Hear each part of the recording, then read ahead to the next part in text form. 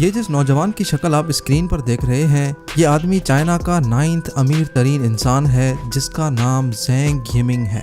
آپ یقین نہیں کریں گے، اس کی عمر ابھی صرف 36 سال ہے۔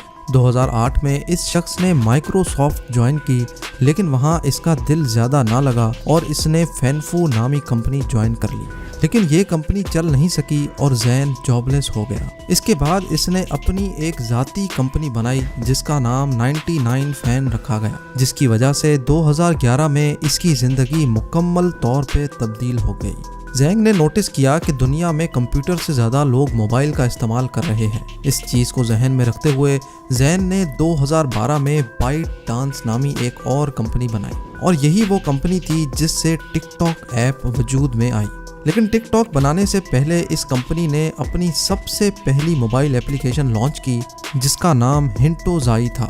یہ اپلیکیشن بری طرح سے فیل ہو گئی، یہاں تک کہ چائنا کی حکومت نے اس کو پوری طرح سے بین کر دیا، لیکن اس نے ہمت نہ ہاری اور اپنی پوری طاقت کے ساتھ پھر سے میدان میں اترا۔ وہ ایک ایسی اپلیکیشن بنانا چاہتا تھا جو چائنا کے لوگوں کو دن بھر کی خبروں سے آگاہ کرتی رہے، لیکن یہ اپلیکیشن بنانے کا خرچہ بہت زیادہ تھا، لہٰذا اس نے انویسٹرز ڈھونڈنا شروع کر دیے۔ لیکن ایک بار پھر زینگ کی قسمت نے اس کا ساتھ نہ دیا اور سب انویسٹرز نے اس کو ٹھکرا دیا۔ مائکروسافٹ جیسی کمپنی میں ایک اچھی خاصی نوکری چھوڑ کر زینگ اب در در کی ٹھوکریں کھانے پر مجبور تھا۔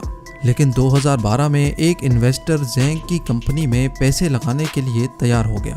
ان پیسوں سے زینگ نے ٹوٹیو نامی ایک اپلیکیشن بنائی جس کو 1,30,00,000 لوگ استعمال کرنے لگے۔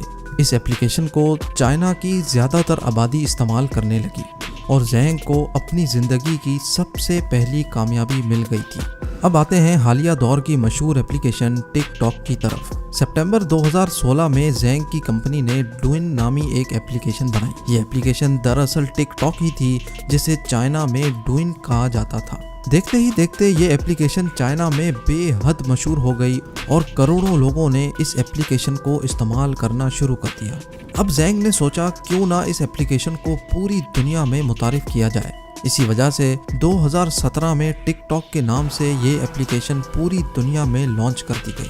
لیکن اس وقت ٹک ٹاک سے ملتی جلتی ایک اور اپلیکیشن دنیا میں پہلے سے موجود تھی اور پہلے سے مشہور بھی تھی جس کا نام میوزیکلی تھا۔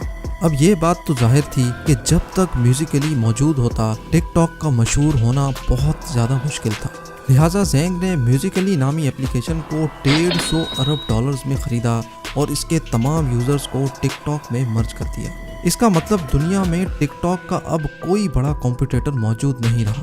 آج ٹک ٹاک 75 زبانوں میں اویلیبل ہے اور دنیا کی مشہور ترین اپلیکیشنز میں شمار ہوتی ہے، اور اسی اپلیکیشن کی وجہ سے زین یمنگ اب چائنا کا 9واں امیر ترین انسان بن چکا ہے اور اس کی دولت کی مالیت $13 ارب ہے، جو بنتے ہیں 2000 ارب روپے۔